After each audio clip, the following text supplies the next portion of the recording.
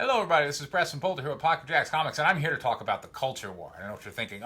There's going to be some hot take about how the Hollywood left has corrupted, some pop. But really, I want to kind of take a little bit broader view here and talk about really what is the biggest elements of, pop culture. Certainly, it dominates, the American landscape, but also, let's face it, it kind of dominates the world landscape. And these are all movie franchises which usually came out of, some type of comic book or novel or other work, but they are all very legally protected and owned by corporate elements. Disney, typically. So, they got the copyrights, they got the trademarks. And, look, if they decide to make, Thor a woman, for instance, well, that's their prerogative since it is their intellectual property. Now, what I find interesting is that when you go to comic book conventions, that those things that used to exist back before, COVID shut everything down, you will see a number of artists who are selling, fan art, but essentially it's their version of, the Terminator hanging out with Iron Man with Tinkerbell serving him. They will freely mix and match different elements of intellectual property. They will be selling it commercially, so this is a clear infringement. Unlawful sales, we would term that, but yet Disney and these other big IP giants don't seem to mind. I mean, it's not like they don't know what goes on. They do. They could shut it down if they wanted to, but they don't. And I got to think there's probably a reason for that. Someone at Disney and some of these other companies sat back and said, well, I mean, we're theoretically missing out on that sale of the print to the customer, but we weren't going necessarily hog wild about, prints anyway. And there's certainly a great variety of prints that you'll find at these different comic book shows. And I think the powers that be were just content to say, hey, we've got these creative people out there taking our intellectual property and marketing it to people who then take it home and put it on their walls and continue to think about it. In the mind of the consumer, intellectual property that we own is continually magnified. And ultimately it's going to result in more sales for us the next time we come out with a movie. So, you know what? Let's just look the other way and let this thing happen. And that's why I have come up with a new concept, or maybe an old concept applied to kind of a new landscape, which is I've taken my trademark of Comicsgate and I am inviting people to come and collaborate on a shared universe. And towards that, I have a contest going, which, hey, info card if you want to listen to the contest. But essentially, I am incentivizing people to come and create a character that they introduce to the shared universe. All right, how does the shared universe work? Well, there's a link down in the description to the legal contract that I'm offering my IP, Guinevere and the Divinity Factory, and it has some really cool characters. Here's Guinevere. She's an apprentice wizard, and the character behind her is my version of The Great Gatsby as a wizard, because The Great Gatsby is about to fall into public domain starting January of next year. And so we've got those two characters, and there's already two comics out. There's about to be a third that I'm going to launch in a couple of months on Kickstarter. And I'm allowing you, for instance, if you want to make a comic book and you want to throw in, like, this new character I came up with, Viviax the succubus, who's out to seduce and corrupt Guinevere, well, that's by all means is your right. And by coming together and having people sharing these concepts of whenever you're like, oh, I need, kind of this femme fatale character, maybe I'll go for Viviax, or I need, kind of a young, plucky, attractive mage, maybe I'll use Guinevere.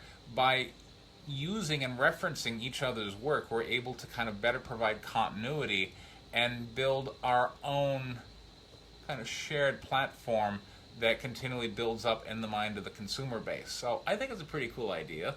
Now, the thing is, I am allowing in, the contract that I'm putting forward that I'm going to retain all the movie rights, and I'm recommending everybody in the shared universe does the same. So this is just a sandbox to play in the comic book realm. And then if some story gets big enough that it gets made into a movie, well, then the specific IP rights holders, who have to be identified on the table of contents of all the books, so that so there's no confusion, will be able to kind of get in on their share of the movie revenue everybody negotiates their own deal when it comes to that. But that's my thought going forward. And really, I think this is where the future needs to be, because right now we've got basically these big corporate conglomerates who, let's face it, they're not exactly cutting edge when it comes to art. If anything, they have these IPs that are trademarked and sitting in their brand portfolio, and they don't want them to fade too drastically. Although you'll have, again, coming back to the culture war reference, you'll certainly have plenty of people saying that they are intentionally ruining Star Wars, for instance, because of the Hollywood liberal agenda. Like, look, these people are driven by money just like everybody else. They're not intentionally ruining everything. They're just making artistic choices that may be made out of political bias, but they are doing as best they can from their own little framework. What I'm suggesting is now everybody kind of gets to come together in this universe where we all share and share alike when it comes to the elements they're in, and we build up this shared universe together, and that becomes the artistic medium that supplants and competes with the big corporate giants.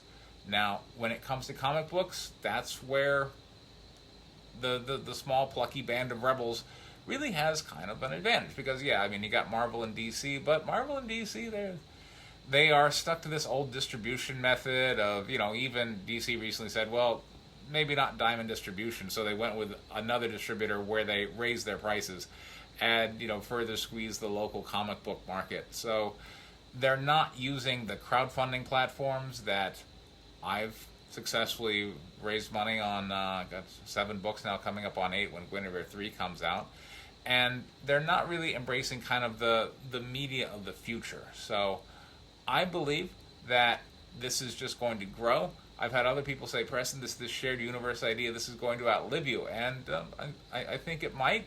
And that's exciting for me, because I like to think that I'm going to invest my time into something that, my daughter will eventually take over. And she has her own great ideas. She's a writer. She's going off to college to study writing on her own. So this is something that I think is going to be really exciting going forward. And I, having gone through, how to crowdfund and how to take an idea and work it out into a script, then work it out into a comic book, finding artists and all that, I'm here to kind of help mentor people if they have questions or, concerns in terms of how the process works. So that's what I'm here to offer. I'm going to be featuring it here on this channel, as well as certainly on the wiki, which you will see a link to down there in the description. So I wanted to get in touch with other creative people and kind of get their ideas as to whether they thought this might work or might not. But ultimately, this is a dialogue and an experiment. And, hey, if you disagree with me, you can still follow the channel, and, a year from now, 2 years from now, 3 years from now, we'll see how it goes. But one thing I gotta say, like, that wiki that I'm sending you to, that didn't exist 6 weeks ago, and now it has over 80 pages. It has close to, 30 characters, in fact, more, I think, of other young artists who really want to get in the game, as well as some who are like, no, this is a character I've written in a few comic books and is a trademark character, but I'm still putting it in the shared universe, and certainly appreciate that as well, who have come together and shared their ideas and kind of started to camp out their own corners of intellectual space. You can imagine somebody might be like, well, what if I came up with like this meta plot line that everybody else could reference in their comic books, or I came up with this really cool bar where they all go to. So the more people can kind of take and hone, and we're borrowing the model essentially from software, where anyone can just go and go, I want to write this element of the code.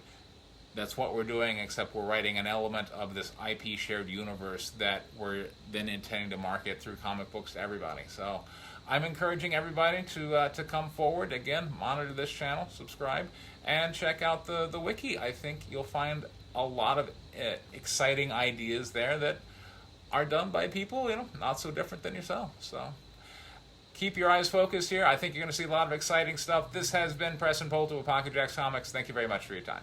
Take care.